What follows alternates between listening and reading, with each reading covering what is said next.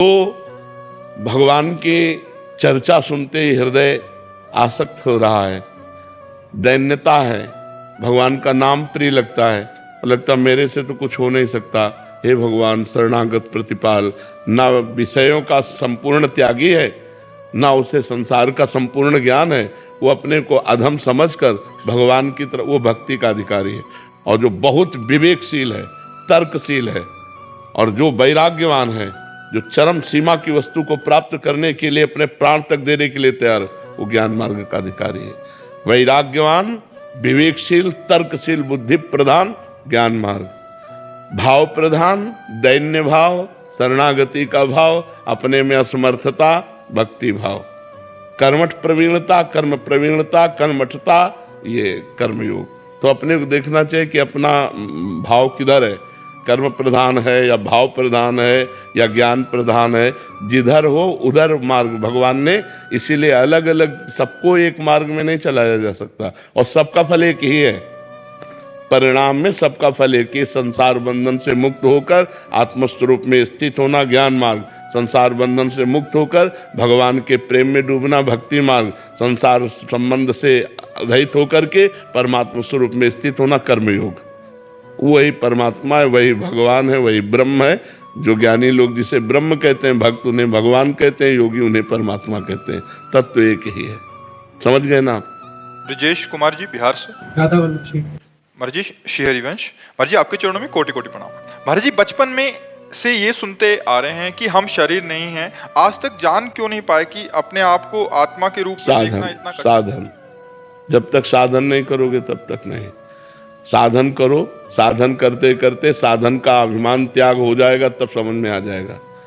बिना भजन के बाद समझ में आ जाएगी। आपने पकड़ा है तो आपको ही छोड़ना पड़ेगा। जब आपको ज्ञान होगा तभी तो आप छोड़ सकते हैं। संसार ने आपको पकड़ा है क्या? नहीं। वस्तु, व्यक्ति, स्थान, संसार का स्वरूप ये जड़ है।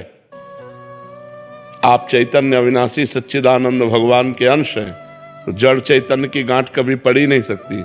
लेकिन आपका संबंध न संसार से था, न है, न रहेगा, पर आपने पकड़ रखा है।